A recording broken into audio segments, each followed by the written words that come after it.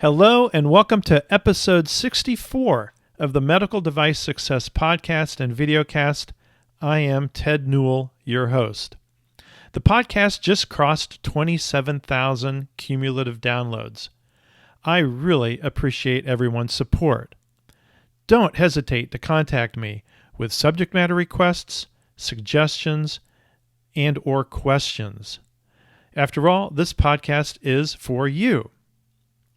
This is a special episode.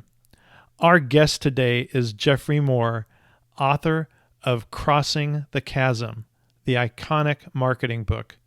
In fact, it is on Inc. magazine's list of top 10 marketing books of all time. He has written several other books on marketing disruptive technologies too. Geoff is highly regarded throughout the high-tech world. Today, Geoff will take us on a tour of the technology adoption lifecycle curve, and then we will dive into details of early market challenges, and then the ultimate challenge of crossing the chasm into the mainstream market. We talk about disruptive technologies, early adopters, key opinion leaders, signs you are approaching the chasm, the pragmatists on the other side of the chasm, pragmatists in pain, the bowling alley, the tornado, mistakes to avoid, and much, much more. By the way, in our discussion, the terms visionary and early adopter are interchangeable. So let me repeat that. The terms visionary and early adopter are interchangeable. And also the terms pragmatists and early majority are interchangeable.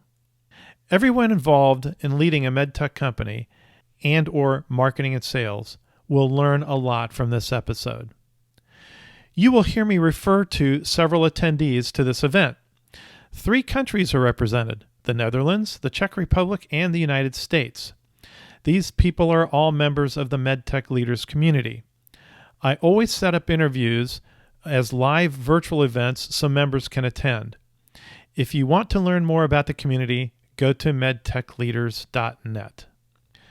Links to Geoff's LinkedIn profile, website, and books will be in the show notes. And if you like this podcast, please give it a rating on your podcast platform, recommend it to a friend, and/or subscribe. By the way, it is easy to share a podcast.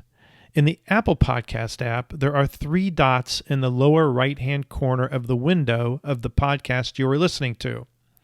Click on the 3 dots and voila, you will see a share link. In Spotify, it's easier.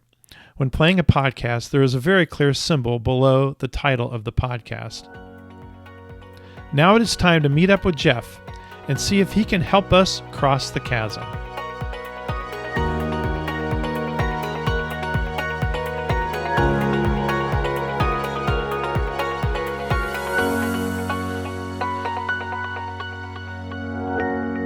Geoff, it's really great to have you on the Medical Device Success Podcast and Videocast. I'm really looking forward to what you're going to share today. Well, it's great to be here, Ted, and thanks for having me on the show. Well, thank you for your time. I really appreciate it. So just tell us a little bit about yourself and what you do today. Sure. So my background is for the last 40 years, I've been involved with the technology sector in sales and marketing roles, and eventually got involved with market development strategy, and then more recently, organizational development to align with market development. So it's always been in an advisory capacity. I started a group called the Chasm Group. It was based on a book called Crossing the Chasm, which was about how do high-tech markets evolve. We might talk a little bit about that more later today. And then that led to a series of books around the challenges that tech companies face as they're working with disruptive innovations and trying to get next generation paradigms established in the marketplace. And then most recently, and that work in the 90s was largely focused on startups. It was largely kind of a venture-oriented world. This century, increasingly established corporations have said, hey, this isn't just for startups. We have to do this, but we have challenges that startups don't have. Because we're public companies, we have a different set of expectations. So my more recent work, and particularly the last book called Zone to Win, was developed with Salesforce and Microsoft, both of whom have this incredible business models, but they also need to onboard disruptive innovations. Big challenges for them. Okay. And in doing this, you have a consulting practice, and then I think you're on the board of a company, and also are you working with a venture firm? How does that all fit together? Okay, if I put it all together, so it says, oh yeah, what am I really doing? I'm on two boards. I'm on the board of two. One's public now and one is still private, and they're both technology firm. One does artificial intelligence and robotic process automation. The other does semiconductor laser equipment. So I'm doing those board memberships. I'm a venture partner at Wildcat Technology Partners, which is a venture firm. That's the Crossing the Chasm kind of consulting that I still do. I founded 3 consulting groups. I've pulled back from all 3, but they're still in existence. So people who want to consult on those other ideas, those 3 firms are there to serve the industry. And me personally, I'm now advising a handful of CEOs and their teams. These are typically people I've known for some time, and it's typically now around that Zone to Win book of how do you organize to compete in an age of disruption. Okay, awesome. So where this all started, at least for me and for people that are listening and are viewing, was with Crossing the Chasm. So what's the origin story of Crossing the Chasm? It's funny. So I was working, well, first of all, I was a product manager in 2 companies where I took products into the chasm that never came out. And so I had this sort of existential narrative about, was it me? What happened? I joined a company called Regis McKenna, which is the time was the premier marketing organization that was focused on high tech. I've got a book. I've got his book right back here. Okay, yeah. So Regis is fabulous. And they had an incredible brand. So we got to work with all the very best tech companies. And so I began to be able to see, hey, look, this didn't just happen to you, Geoffrey. This happened over and over and over again. What is going on? And so I remember we were drawing up the technology adoption life cycle, and which was in Regis's book, and it was the key to understanding how tech markets evolved. And I was looking at it, I thought, it's almost like the front of this thing is sort of detaching itself from the middle. And so I kind of redrew it, and that led to the drawing, Crossing the Chasm drawing. And this is like a chasm. And then, hey, the people on this side really don't relate to the people on the other side. And you really have to change your playbook to cross this chasm. And that's where I came from. Okay. I read the first edition, and when I read it, I realized that I had experienced the same thing like you had experienced. I'd been in a couple situations where we succeeded in crossing the chasm. And I think a lot of it was luck, a little bit of common sense, but luck. And then I've seen a particular situation where the chasm was looming and it was going to fail. And for that company, I left, but for that company, it was in the end failure for them. So let's introduce the basics of the technology adoption lifecycle curve, just for people that are attending and listening, just so we create a foundation for the rest of our conversation. Okay. Oh, let me make sure you have Can I share permission my to share here. Hold on, all panelists. There you go. Okay, so I'm going to share a screen here, and I only have 2 slides here, but I think it'll be helpful if we can just do this. Okay, so this was the curve that I saw at Regis McKenna in the 80s. And basically, this says, when you introduce a disruptive innovation into any marketplace, you will get a series of responses that are characterized by the personas that are listed on the right-hand side of the slide. So the first people that engage are the technology enthusiasts. They're the ones that really get the technology. They want to know how it works. They don't typically have a big budget. They're typically more technical in their role. But the visionaries are the ones who can get a big budget, and they're the ones who say, I want to be the disruptor. And so they go early and they want to go first, and they will work with you. And this is where you get all your early signals of success. And this is where, if you're not careful, you're gonna take those early signals of success as mainstream success, which they aren't, because the third group, and you'll notice it's the only one that has like 6 people in the picture. The third group are the disruptees. They don't like disruption. They don't want disruption, and so they're going to adopt, but only after they see other people doing it first. And so that becomes a really key part of their world. The conservatives are going, oh my God, not again, please. For those people, newness is never a good thing, and so they try to postpone it. They will follow the pragmatist lead, but they'll want to do it later. And skeptics just don't believe in the entire process at all. So what happens, and this is the other slide that I think is worth looking at, this is where we split the curve and broke off the front half, because you realize there are these 4 inflection points in the development of a market where your playbook changes dramatically because the customer's motives and capabilities have changed dramatically. So with the first part of the life cycle, where you're the disruptor, there are other people that align with you. They believe what you believe. They say, this is the future, and we should get on board sooner rather than later. And so what you want to do then, the playbook says, capture some big marquee accounts who will put you on the map. The press will write about them. You can use them as radiating references. You can show the world, hey, I don't know if you're going to do this, but did you just see what Tesla did? Or did you just see what Amazon did? Or did you just see whatever? The chasm is everybody else going, well, I am not a visionary, and I'm not a pioneer, and that's not me. So then the question is, and in fact, I'm not going to do it until I see other people doing it.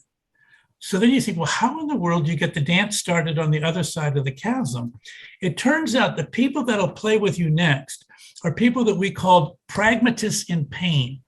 So they would not entertain a disruptive technology, but they're in trouble. They have a use case they cannot solve with today's technologies. And as a result, their patients or their customers or whomever are suffering. And so they don't say, we believe what you believe, because they're not interested in the technology per se. They say, we need what you have. But you have to come up with the whole product. You have to come up with everything they need to be successful.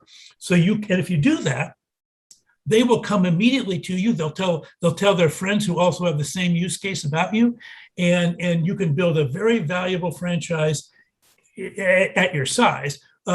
Focusing on these, what we call urgent high value use cases. And we call them the bowling alley, because once you get one of those, it kind of helps you knock over the next one and the next one and the next one. And for some companies, you might be what we call bowling alley forever. You never become a broad horizontal solution. You're just a very specific solution. But in other cases, people realize, this is really infrastructure. This cloud computing. It's not just for Facebook, or it's not just for TikTok or whatever. This is for everybody. And so the tornado is when the market goes, we actually want to adopt this next generation technology as a platform, as something that we're going to build on top of. And they don't say we believe what you believe, because it's not about believing. And they don't even say we need what you have. What they say is we want what they have. In other words, this is now the boat is leaving the dock. The train's leaving the station. We don't want to miss the train. And so the game there is, and they put money behind it. It's happening with cloud computing right now. So there's a huge amount of money coming into the market around the new technology, whether it was Wi-Fi, whether it was Fitbits, whether it was iPhones, iPads, whatever you want it to be. And the idea during a tornado is build up your sales force, build up your go-to-market, catch that wave, because this is when you build your install base. This is when everybody chooses their vendor and becomes part of an install base. And if they don't choose you, they choose your competitor, then going forward, they're in your competitor's install base and not in yours. It's a very competitive time. That just gets, last one, that just gets you to Main Street. Yep. And Main Street is, okay, this is not the end of the market. This is the end of the technology adoption lifecycle. We're going to have 20 years on Main Street. The automobile industry's had 180 years on Main Street. Right now, we're going to electric vehicles, but that's been 80 years of carbon engines. And they just say, we need what you have. We need what they have. They're saying, I just have to do it. And what they want from everybody is, can you give me better, cheaper? So anyway, those are the 4 things, and I'll stop sharing, but I wanted to put that on the table. But leave this up for a second, because for listeners, I just want to do a really quick description. We're looking at a bell curve, and if you go from left to right on the bell curve along the horizontal axis, The lowest part of the bell curve on the left, which is where you're entering the market, are the visionaries and the early market. Those two little segments, and really the curve is not only related to the size of the market, it's also going to be related to company revenues. So it has a lot of meaning. And the chasm occurs in between the lower part of the left side of the bell curve before you get to the, I guess you could call it the segment just to the left of the middle part of the bell curve, which is where the curve rises up steeply, which indicates that you're gaining a lot of market share, you're gaining a lot of momentum. This is probably the most profitable time for a company with a disruptive technology. And that's where Geoff is describing. It's in this area where you have the bowling alley and the tornado as you're entering in, as you cross the chasm, if you've done it successfully, and you've entered into this area of pragmatists or early majority, depending on what you want to call it. So I just wanted to describe that for listeners, but it's that chasm where if you don't do things right, if you don't understand your technology and how it relates to the market, that's where companies die. Okay, awesome. What kind of products and services does it apply to? So we've been using the word disruptive. So let's just get that clear. Yeah, so it's got to be a technology which causes the customer to hesitate or really to give a lot of pause, because typically a disruptive innovation means you have to rip and replace, or you have to obsolete an established paradigm and replace it. And the new paradigm is, it's still new. The partners aren't quite up to speed yet. You know, the products are not yet really proven, but it has amazing properties. So it's like, we got to try it. I mean, cloud computing would be a great example. When it first came out, could you put a credit card on the internet? You didn't know, right? Could you put information in the cloud? You didn't know. And so those are the kind of things. Conversely, if you took something like Google, which is an amazing innovation, but it wasn't disruptive to the end user, you just tried it. And so if you can, in consumer markets, typically there are no chasms. Typically, that's very rare to have a chasm in a consumer market. But in B2B markets or regulated markets, it's very common to have chasms. Okay. And then let's really describe like a product that it would not apply to. And you could say, like, I guess automobiles. I mean, would an electric vehicle truly be disruptive, or is it just a little flake off the curve that's because automobiles are already a standard? I would say that that the Prius was not disruptive, which is the hybrid. I actually think all electric vehicles disruptive for the following reasons. First of all, you have to worry about range. We don't have the whole product for refueling, I guess is what you'd have to call it. Right. And even when we have it, we don't know how long it's going to take. So that's number one. Two, the automotive industry has always relied on post-purchase servicing for the income for the dealers. Well, there is the post-service servicing for the electric car is very different, nowhere near as lucrative. Thirdly, the automobile industry sold through dealers. Well, Tesla showed you can sell over the internet directly to consumers. So I think for all of those reasons, it is disruptive. And if you're looking right now, Mercedes is going to switch to EVs, and General Motors is doing it. But they're turning their back on 80 years of collective wisdom around carbon engines, and they're trying to catch up now to Tesla. Right. Okay. All right. Well, I'm glad we use that as an example. So Prius hybrids, not disruptive, electric disruptive. And by the way, for attendees, if you have a question, you can just put it in the chat. So we also have somebody from Prague joined us. So we've got the Netherlands, we got the Czech Republic, and we got the United States. Okay. So let's see here. What was next on my, like I said earlier, I think we're probably most interested in the early market phase and how do we get set up to cross the chasm, which is really important because one of the things you mentioned yesterday when you and I were talking was that if you're in the early market, you're just a venture. And I never really thought about that. I should know better, but you're right. And it's only until you cross the chasm that you become a true going concern. So this is what we're interested in. tell us a little bit about technology enthusiasts and early adopters and how they relate to a disruptive product or service. Sure. And by the way, in the medical device world, we often would call these visionaries key opinion leaders, KOLs. You hear certainly the pharma industry always talks a lot about KOLs. Yes. And so the early adopter are people who, first of all, they're intellectually curious, they're open to the next generation. They typically want to have an impact, and they're typically frustrated with the status quo. In other words, and so and there's plenty in the status quo to frustrate anybody if you want to get frustrated, right? Yeah. So, but these people are saying, most people go, well, yeah, it's the status quo, but that's just life, and you gotta work within the system. These people are saying, no, you don't. You can break the system, and so what they do, and the business model that works with them isn't really a product model. It's much more of a project model. So yes, there's a product at the beginning that's disruptive, and that's why you're doing it. You have this new device, but it's like it's not yet FDA approved, or it's not yet. So how in the world can you even get started? So typically, you're in the medical world. I think it's often associated with academic medical institutions, university institutions. There are research grants. You're trying to do stuff. You're trying to push the edge of the envelope, and so what they want from you is they want breakthrough capabilities, things that we've never seen before. And then they want you to help them productize it enough that they can actually find an application where they can use it in their profession and they can use it in their world. And initially, that often requires the vendor, the company, the startup, to do things that are not on their roadmap at all.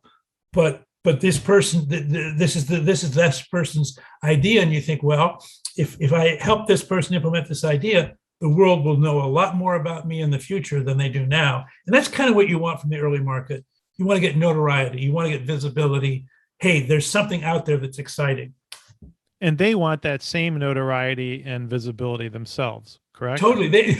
Not to say that they're egotists, but they certainly never met a microphone that they did not like. I mean, right. They're very, very good at speaking and publicizing it.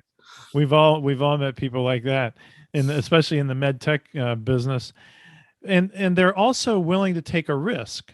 I mean, so they're key opinion leaders, so they have a reputation, but it seems like they're willing to take a calculated risk with a new technology. Well, in fact, that's part of their reputation. So let's face it; these people in general are smarter than the average bear because they more importantly, they make high-risk decisions based on their own analysis, as opposed to most other people who want to make high-risk decisions based on advisors. So that's the big difference between the early market and the mainstream market. The mainstream market does not like to do what visionaries like to do. Mm-hmm. They want to federate the risk and federate the understanding. Right. Okay. And what should we be trying to accomplish? So we've got a disruptive technology, disruptive MedTech technology. What should we be trying to accomplish with these visionaries, these early adopters? What you want, we call it this, I would call it a marquee project, meaning what you want to do is, first of all, the world, you're too small for the world to care about you. So you can't say, well, I want to put out advertising, or I want to write a white paper, or I want to tell the world about what I have. The world won't listen because you're just too small a voice. There's too much noise. But if you say the Mayo Clinic wants to put out a white paper, or Kaiser Permanente, or Sutter Health, or something like that, whoa. Okay, so what you want to do with them is a project that is worth talking about and celebrating a breakthrough capability. And so, and by the way, you want to get paid, but the truth is, you don't need to be paid a product price. It's much more you need to be paid a project price, meaning you're going to put a bunch of people on this thing. You're going to do whatever it takes for them to be incredibly successful. You just would like to make sure that that they're paying at least the consulting rates of those people, so that you can support them as much as they need. Right. Yeah, I frequently tell people you need a success model, and you need to be able to quantify that success model with the data. And sometimes that requires, as you said, a project, a quid pro quo.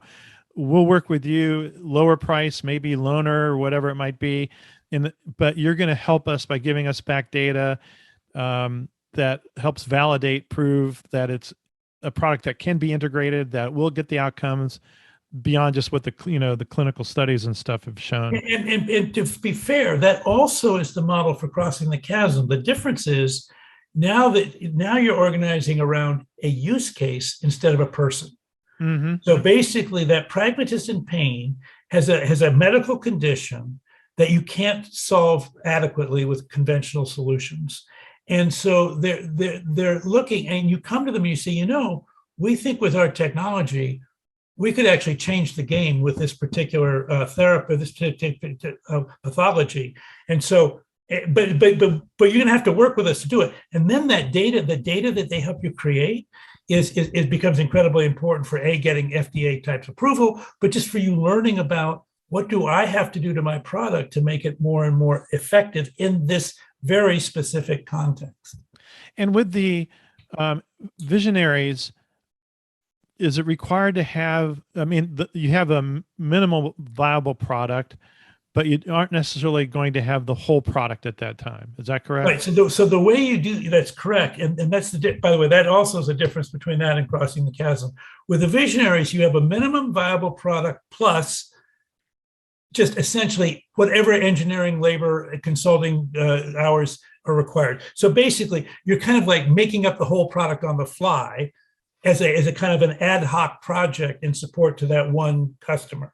When you cross the chasm, you have to show up by saying, no, we will orchestrate the entire whole product ourselves in service to you, Mr. or Ms. Physician. So whatever else has to be a part of the solution besides us, we'll reach out to those partners. We will integrate with them. We will come to you with a complete team, and we'll come to you with a complete solution. Because you have enough problems just trying to deal with your patients. You don't need to have to try to do our business too. That's the visionary is actually willing to say, well, no, I'll bring some of my people to the table as well. The pragmatist in pain does not have people they can bring to the table, so you got to do it for them. Right. And Arnie makes the comment that, and this is true in medicine, the key opinion leaders need to stay ahead of everybody else. So it's in their interest to check out new tech. So they have this, it helps them. Actually. Well, it is. And by the way, they have the kind of personality that they get bored with conventional things. Right. They really are. They're intellectually curious, and and they're smart, and they like to show off a little bit. But it's all good. It's all good. And you can learn some stuff from these people because they're a little bit. I sometimes call them a little bit like astronauts. They can go up and they can run into a problem and they'll figure out a way to work around it. They don't panic and blame you for it. They'll work with you. They'll call, the, whatever, NASA Central, and they'll say, hey, NASA, we've got a problem. Or Houston, we've got a problem. Right. But they'll work it through, and they're smart enough and they're calm and collected. It's also dangerous because I was with a company where we had a bunch of people like that, and they gave us the false sense of security that it was a relatively easy procedure. It was a revolutionary procedure on the eye. And so what happened was, as we thought, oh, now we can go out and cross the chasm. We weren't thinking in terms of a chasm. We were just thinking we could go to a broader product launch. And we found out that all the fighter pilots were not astronauts. Yeah. Yeah, and exactly. they had a tough time, and we ran into a lot of problems. So that's another story for another day. Well, no, it's a story for this day because that's the whole product problem. Yeah. In other words, the visionary was able to backfill the things you didn't have, but the average person was not able to backfill them. Right. And Merrick says, but overall, they don't like to take too much risks. And in a sense, you're right, Merrick, because it's a calculated risk. So they're smart people. So it's calculated. So this is something you and I talked about yesterday, which is really, I know it's frustrating. Been really frustrating for a company that I was working with recently in the area of the spine, and that is early adopters. How do you identify them? Make sure you're identifying the right ones, but then how do you stand out in the noise? And what you and I talked about yesterday was I was looking at one of the Becker Spine newsletters that comes out every day. And they listed the 10 interesting new technologies to be watching out for. And I looked through all of them. They're all disruptive. They're just amazing. And I'm thinking, how does a company stand out and get the attention when doctors are so busy as it is? how do you get the attention and get one of these early adopters to work with you? Well, this is important, because in both the early market and Crossing the Chasm, the category has not yet emerged. So first of all, nobody has any budget for it. Secondly, nobody even knows what your company does for a living, and they haven't heard of you. So both cases, any amount of noise makes it really challenging for you to connect with your targets. When you're crossing the chasm, you cut through the noise by talking about the problem, because the people, it's like in a large room, if you're at a party and somebody calls your name or says your name, you hear it because you're tuned to hear certain things. If I am a specialist that has a problem, I will hear if there's any mention of that problem anywhere, I will signal it out and it'll cut through the noise. So for Crossing the Chasm, it's all about the problem. For the visionary at the beginning, where it's not about the problem, it's about the breakthrough technology. As you said, there are 10 of these things. What you have to do there is they have to find you. So you have to tell a really compelling story about what Andy Grove at Intel used to call the 10x advantage. You got to change something an order of magnitude so that you think, well, wow. I mean, I don't know if this thing works, but if it did work, it'd be like amazing, right? So you have to tell that story. And this is what conferences were so good about. The problem right now with COVID is just that very hard to connect with an early adopter, because the way you used to do it, you should go to a conference. Most of the speakers were actually KOLs. Yep. And you go up to the speaker afterwards and you say, first of all, you say, that was a fascinating speech. Whether it was or not, you don't care. That was a fascinating speech. Can I tell you about this other thing I'm working on? It might be of interest to you. But it's personal. The early adopters connect with birds of a feather. And they're KOL, they're looking for people that are intellectually curious and bright and have this really breakthrough capability. Yeah. That's interesting. And then, you're thinking about the pragmatist, and you need a pragmatist in pain, which I want to talk more about in a minute. But getting the visionary early on, the early adopter early on is a challenge. So I guess you really have to have a compelling connection with these people. Maybe it's with networking. Maybe you get one on board and then use that individual to find another two or three, or maybe you have to implement some kind of program that's really attractive to them so they get involved. It would be a thought leadership program. And what you might try to do is hijack an existing group that does thought leadership sessions. Mm-hmm. In the absence of anything else, I'd start by going to research universities and kind of asking in the department who's interested in this particular kind of operation or device or whatever. But literally, I think in the early market, it's belly to belly, person to person.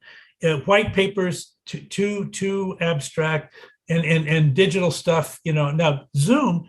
The thing about Zoom that's actually helpful is you and I can build a relationship over Zoom. Right. It's not as good as if it's in person, but it sure is a lot better than being on the phone, which is what it used to be if we weren't in person. So right. You can do some of it over Zoom. Sure. So now we're starting to look at this chasm that we want to cross. Tell us a little bit more about the early majority of the pragmatists that are on the other side of this chasm. How are they different, and what does that mean strategically and tactically for a company? Yeah, and it's interesting because you get to the chasm. By the way, you get to the chasm when all of a sudden you realize I had this great enthusiasm, but now my sales cycles are taking longer and longer and longer. People are asking me for more references. They're asking for proof of concept. They're saying, where's this? They're always finding some way to slow down the sales cycle. And you say, what happened? Maybe our salespeople aren't any good, whatever. What's actually happened is most mainstream customers have a very straightforward way of making high-risk buying decisions. Remember, disruptive innovation, high-risk buying decision. And that is, I will do it when I see other people like me doing it. And I want to talk to those people. I'll talk to the vendor, I'll listen to the vendor, but I will not let the vendor make my decision for me. I want to talk to people like me, and I want to say, well, hey, Ted, have you tried this yet? Do you have a Tesla? How's that working for you? Not yet. Okay. And often it's like, you don't have it yet. Okay. Me neither. Okay. Right. And so it's that group think decision-making. And we sometimes are patronizing about it. We say, oh, well, they just stick with the herd. But Darwinism has proven herds work, right? Yeah. So it works, and but it's a very different decision process. And by the way, visionary people scare pragmatists because they think they're kind of out there and a little bit, crazy. So they don't make good references. So even if you have a great reference as a visionary, that doesn't help cross the chasm. Because well, that was Steve Jobs. I mean, Steve Jobs was Steve. I'm not Steve Jobs. I'm somebody. I'm an ordinary person over here. So I need to talk to other ordinary people, and that's where this use case thing helps. Because if you can get enough people on one use case, they start talking to each other, and now they go, "Oh, okay, for this use case, yeah, okay, good. I can buy it now." I want to go back to your comment about, you may know that, but I want to spend more time on it, but about how do you know when you're ready to cross the chasm, but you're talking about companies starting to detect the chasm because sales start to flatten. Like you said, the sales cycles get longer. And one of the problems that we have in MedTech is, first of all, we're bad marketers, but on the sales side, a typical formula for MedTech with a new disruptive technology is to hire a sales force that already knows all the doctors. And that was great prior to COVID. Well, it was great, but it's not so great because it still led to some failures.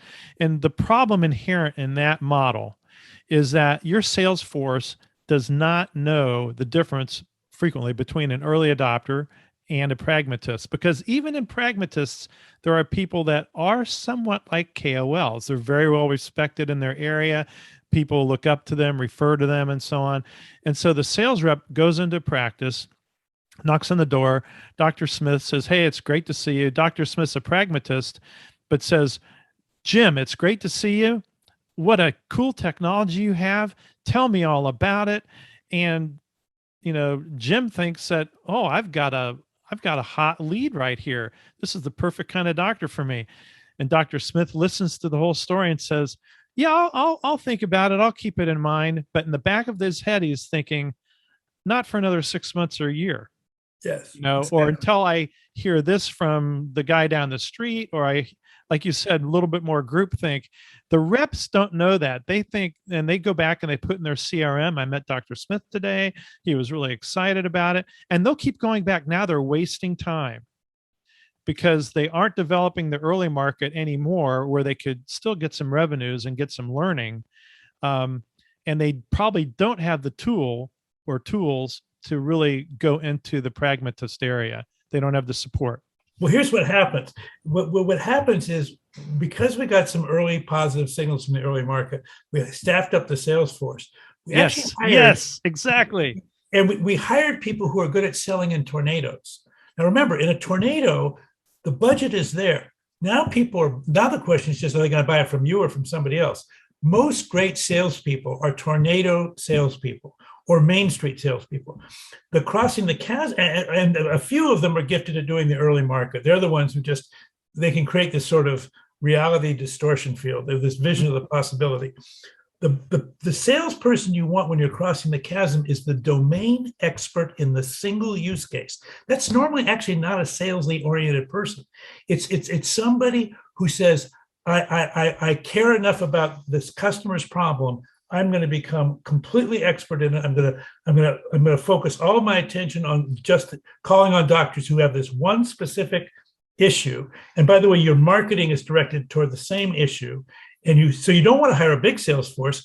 You want to hire an incredibly focused sales force. Not very many people, but you want to call on just this one class of pediatrician or orthopedic surgeon or whoever the heck it is, and nail this one use case. Well, that's not a sales profile. People who are great salespeople sell to everybody, right? Yeah. So and so it's really important that you not become sales led when you're crossing the chasm. Once you get to the tornado, you do want to be sales led, but not before. Okay. And I'm just looking at a comment from Merrick. He says, "Imagine that there is an overenthusiastic founder that is for sure a total all-in believer in his product and idea. How many KOLs to meet in order to be sure the project is dead or will come to life?" Oh, Well, to me, this is look. a great entrepreneur has this incredible belief in their product, and Yes. they think everybody's going to use it immediately, right? Right. So, but the truth is, from an investor point of view, and I do spend a lot of time with venture investors, once you have one or two marquee customers, that really is enough to put you on the map. Now you really do have to start worrying about crossing the chasm. And the founder is going to hate. I mean, I remember Steve talking with Steve Jobs. When the Macintosh came out, it was the computer for everybody else, right? But it turned out desktop publishing was the application that corporations needed desperately. And Steve was furious because he said, I did not invent a computer for corporate art departments. I invented a computer for mankind. And he was furious because he thought this is way, way over rotated. But that's how they crossed the chasm. And then once they crossed the chasm, then the marketing guys and the sales guys, and now, of course, 20 years later, the engineers, I mean, it's a different world. But it's very hard for the founder to accept crossing the chasm. Right, and I think one way to do that, to Merrick's point, is you have to do maybe some extensive voice of the customer work as you're getting ready to cross the chasm, and to try to really understand the pain points of the pragmatists. Because if you go out and get a lot of voice of the customer, I talked to one of my members of the community. They did 600 ER docs between idea of the product to commercial. They talked to 600 people with voice of the customer questionnaires over a period of time, and it changed. The Sure. questions change as you learn, but they wanted to make sure that they were not in the ivory tower. Yeah. I thought that was a little overboard. Probably got the same thing done with 300, but still, that's a good exercise. It is very, the point being, prior to the tornado, you have to be customer centric. You have to be very, very wired into what is the reality of this thing. Once you're in the tornado, what happens is people are going, well, look, we have to have this infrastructure no matter what. And so if there's something that needs extra, we have to take responsibility for it. And then you can be much more competitor centric. So the tornado companies, at least in the computer industry, were very competitive companies. Microsoft, Intel, Oracle, super competitive companies. But that's later. That's after the budget is flowing. Prior to that, you've got to be much more customer specific. So when it comes to getting across the chasm, and we talk about the pragmatist in pain, the person that's on the other side of that chasm, that first of all, you really need to know that there is such a profile of a person, so you can go search for them and you can present a solution to their problem. One of the points you made in your book, and also that you and I were talking about yesterday, is that in the early market, which is visionaries or technologists and visionaries, it's all about the product. But then when you get across the chasm, it is now all about the problem. Yeah. And so, which means a lot in terms of marketing changes. I don't know if you want to comment a little bit more about that. It's really important because when you're crossing the chasm, it's so hard because nobody knows who you are. And by the way, you're bringing a high risk proposition to the table when nobody knows you. Right. I mean, this is so. How in the world can you start building a relationship of trust? Well, you build the communication around the problem. So you start with saying, look, we've spent a lot of time with people in your profession or who are dealing with this class of patient or whatever it is, and we know that we're seeing over and over again these failure rates or these failure modalities, and the whole industry is struggling with them. And by the way, we assume you are too. And then your prospect gets to say, you bet. And they get to kind of tell you this. And you say, you've tried conventional solutions, we believe, and they're not really working well. Oh, isn't that the truth? Yes. I mean, this is what I have to do, but it does blah, blah, blah. And so what you're doing then is you're building a rapport with effectively a stranger, right? But you're coming together around the problem. Once we agree on the problem and the severity of the problem and the need for a new approach, then and only then can you say, well, let me tell you about the work we've been doing because we think we may have cracked this nut. And now I want to show you what we're doing. And now I really do want to listen to the voice of the customer because they may say, wow, or they may say, well, yeah, but what about this? Or what about that? And that's when you would do it. Okay. That's a perfect explanation. I really, really love that. But now you've got this person that is listening to you because they've agreed with you. You've defined a problem. Let's talk really quickly about the and I need to go back to something else. But no, let's talk about the whole product, creating competition and positioning, because those were all really important issues around crossing the chasm.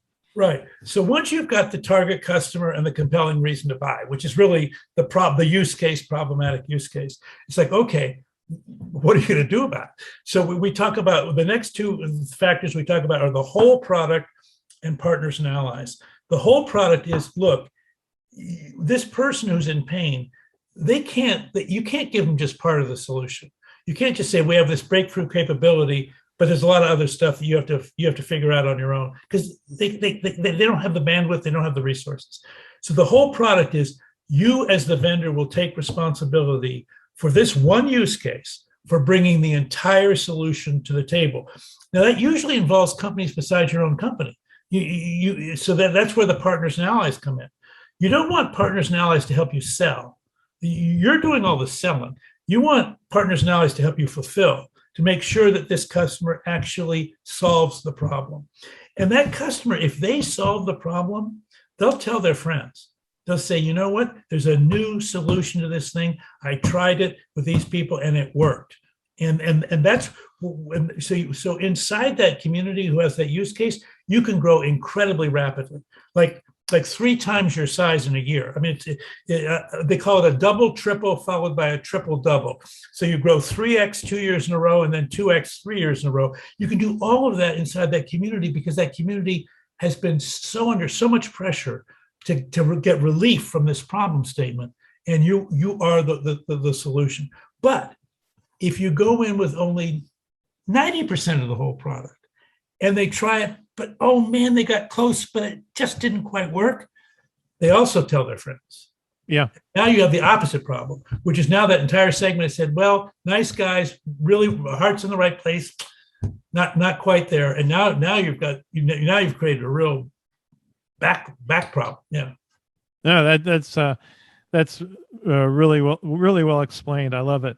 And then let's talk about, well, one thing I want to make a point of here is that Arnie from Netherlands said one of the most helpful events when we were in early market phase was the arrival of the first competitive. People had to choose, and we were not the only wolf howling at the moon. Oh no! This is such important. If you are the only vendor in the category, that scares the heck out of a pragmatist. Mm-hmm. Now, a visionary is going, yeah, you're brilliant, I'm brilliant, we're first, right? Right. But a pragmatist is going, well, there's only one vendor in the entire category. It can't yet be ready for prime time. So Arnie's 100% right, which is an important point. Competitors help you cross the chasm. In the tornado, they're the enemy. In the tornado, they're going to take away the future of the market from you. But prior to the tornado, they're actually an ally for the reasons Arnie said. Right. And typically, if there's a competitor, that's usually a sign that people are allocating budget. So you have money, you have something to compete for. Exactly. Yeah, right. Exactly. So, so let's talk about picking the target market beachhead. And you and I talked about that, and we talked about the concept of density the other day. And the reason that's so important is that a lot of people in ophthalmology, this is a really good one. Somebody will say, well, how large, let's say you have a product for optometrists. They'll say, well, how large is the market? Oh, there's 40,000 optometrists. Well, there's not 40,000 optometrists that are interested in that technology, because it's very segmented. There might be 4,000 or 5,000 or even less. So depending on what your technology is. And the same thing in ophthalmology, there's 17,000 ophthalmologists or 18,000 in the United States, but you have all these subspecialties. So, how do you pick the target? What goes into picking a target market beachhead, and why is that important? Right. And I've been using the phrase use case, which is probably more of a computer industry phrase than a medical industry phrase. Maybe the medical industry phrase is pathology or something. But the point is, market subsegment, ophthalmologists and optometrists subsegment around pathologies or conditions.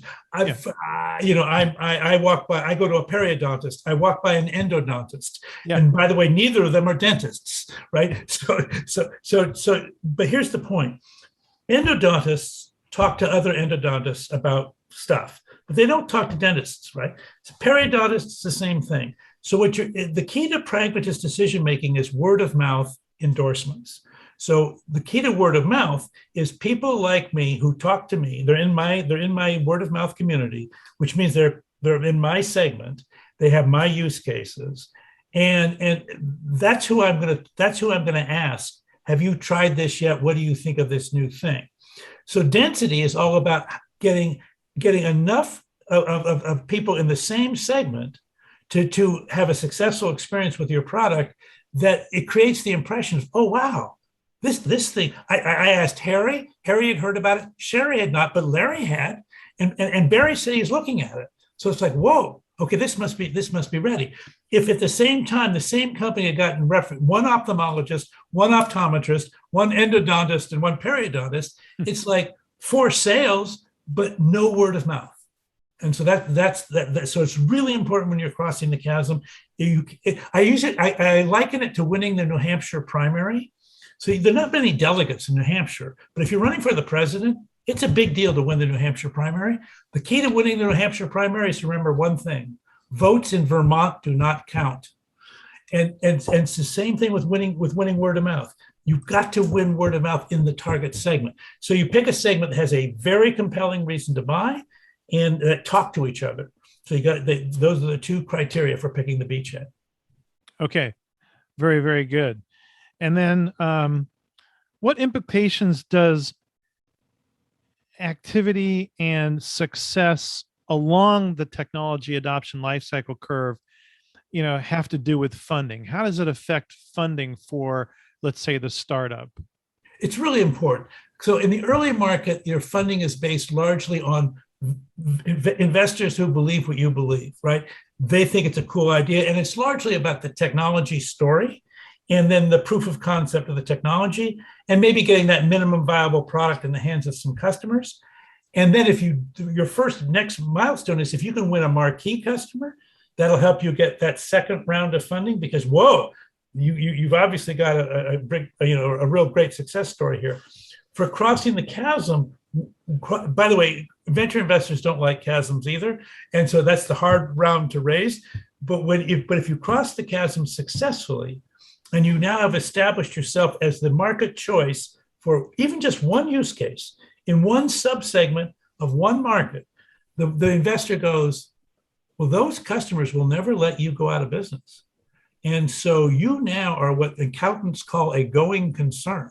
And therefore you've taken existence risk off the table, which is an amazing thing, because prior to crossing the chasm, you are always living hand to mouth to the next funding. Once you've crossed the chasm, you're self-funding. You may not grow, you may not become a world-beating, huge company, but now you're going to be there for the long term because your customers won't let you go away. And I think one of the points that to sort of reinforce the target market on the subject of funding, but one of the points you made in your book was, if you pick a target market where maybe one of the gorillas isn't really keeping an eye on that much, so you can get a beachhead, you can get a foothold, you can satisfy a particular customer and make real progress that can lead you into parallel markets with similar types of customers. But in that initial phase, the big company that might be your competitor or will be as you get closer to the tornado, is they're not reacting to you yet. They're not trying to crush you. So you're getting a foothold. Right. Well, in fact, that big company may be your acquirer as well as your competitor. Because here's the thing, big companies cannot focus on small markets. They can't. Their economics don't work. Their organizational processes don't work. Their compensation systems don't work. So the thing about crossing the chasm then is when you pick one of these really challenging use cases, it's at the margin of the incumbent technology's capabilities. They have an offer for that segment, but it's not a very good offer. But it's not in their economic interest to go the extra mile because it's too small a TAM, too small a total available market for their business model. It's not too small for you. For you, it's big. Right? If you're $5 million, a $50 million segment whoopee. If Yeah. you're Baxter, it's like, I'm sorry, $50 million is a rounding error in my budget. Right. Right. Exactly. Exactly. You could do it. You could do it. And I think that's just important for people to consider, is to look for that particular beachhead, and to really focus your resources and satisfy find the pragmatist and pain in there, satisfy them, and make sure you understand how to turn those people into echo chambers so that they, get the word of mouth out. So we're coming up not too far from the hour. I don't know if our attendees have any more questions. I was going to ask you, is there anything that we've missed? I think we're getting this. The thing that I think is important to realize is it's not, it's that the entire team has to understand the playbook is going to change from the early market to Crossing the Chasm. It's going to change again from what we call the bowling alley to the tornado. And by the way, it's going to change again from the tornado to Main Street. And so when you hire people from the industry, people have had a success in a prior company, that's part of their resume, it's part of the reason you hire them. You need to be thoughtful about which of those playbooks was their success book. Mm-hmm. And you want to make sure you bring in leadership. And often in the venture world, you actually change leadership as a company goes through these phases, because a person who's good at the beginning of the life cycle may not be good, and typically is not good later on in the life cycle. And so being able to, and it's not just, by the way, the CEO or the leader, the entire team has to be led to refocus. And so the engineer who during the early market was the rock star, now you're having to say, you're the guy that invented the Macintosh, and now you're saying I have to do desktop publishing with fonts. What's a font? Yeah. Right? But so that's it. So the domain expert becomes the real scarce talent when you're crossing the chasm, and then the gung-ho salesperson for the tornado. And then what we're learning in this new software as a service world is on Main Street, it's the customer success manager who's now the key to Main Street, to reducing churn and keeping people together. So that, I think that's the thing that I would just want people to respect is, look, you're not going to be good at every phase of this thing. You're going to need to hand the baton to the right leader at the right time. Just understand that's the market, the way the market works for disruptive innovations, and that's just part of the game you're playing. Don't take it personally, and help your company get to the next place. That's a really good point. And the point you made about like a sales team that might be excellent in the tornado, and the company gets, let's say the company gets acquired, and they can go tell the next prospective employer, yeah, I contributed to this company's ability to get acquired, and I got my options and stuff like that. But now they get hired by a company that is trying to work its way through the early market. And they aren't the right people. They have a great background. They've been very successful. They've probably made a ton of money, but they say, where's my marketing? Where are my leads? Right. Well, you have to develop your leads. Well, wait, where's my systems engineer? Well, actually, we only have one systems engineer right now. I mean, it's all, they don't have any of the support that they expect. And so, so it's very important to make sure you hire. I guess my grandmother would have said horses for courses. Okay. And anything that you recommend in terms of like reading, of course, the books, and in the show notes, I'm going to have links to your books. I've not read any of the other books other than the 2 editions of Crossing the Chasm, the first and the third. Is there a particular one of your other books that you recommend, or any other books that by other authors? It's a whole. Gosh, there's so many good books about how to build companies these days. The only thing I would say about, I think for this conversation, the 3rd edition of Crossing the Chasm, I wrote a 4-page appendix that summarized inside the tornado, because which I think it speaks to the issue of once you cross the chasm, where does it go from there? I think that's important. And then if you're inside a large company and you're trying to do Crossing the Chasm inside a large corporation, this new book, Zone to Win, is designed to deal with the organizational challenges around, because I just said, big companies can't focus on small markets, but you have to focus on a small market. So Zone to Win is designed to say you have to create an incubation zone that plays by startup rules. And how do you do that inside a large corporation? That's what the book's about. What are you doing next? Well, I'm advising a lot of folks. The book that came out last month is actually I'm stepping back from almost from like strategies for companies to strategies for living. So it's called the Infinite Staircase, and it's about what the universe tells us about life, ethics, and mortality. So it's a big picture, but I think the book's important, and I care about it. And so, but it's talk about me having to cross my cat. I have no credibility in the philosophy market. I have to start from scratch. Yeah. I got to find early adopters. Yes, you do. And somebody in pain, philosophical pain. Exactly. There you go. There you go. Well, thank you. Thank you very much for this today. We covered a ton of ground, and some of the examples you gave were spot on. I think listeners and the attendees and future viewers are going to learn a lot from today's program, and it'll give people a lot to think about. Well, Ted, thank you for having me. You were a great interviewer. It was really fun to talk with you. And for the attendees, I'm going to sign off, but thanks for attending. I hope you got something out of it, and look forward to seeing you in the community. Have a great day. Bye. What can you do with all that information? As an individual, look at your personal brand. Where are you trying to go? And do you have an adoption curve to go through? If you are involved in leading a company with a new technology, you have to decide if it's disruptive. If it is, then think about what your results are telling you and where you are on the technology adoption lifecycle curve, or where you may be struggling. If you are involved in marketing and selling disruptive technologies, again, think about where you are succeeding and struggling. Remember, Geoff said, it is really important that you are not sales-led when you are crossing the chasm. If you are in an established company with mature products that has just introduced a disruptive technology, keep in mind the strategies and tactics you apply to the mature products don't apply to the disruptive technology.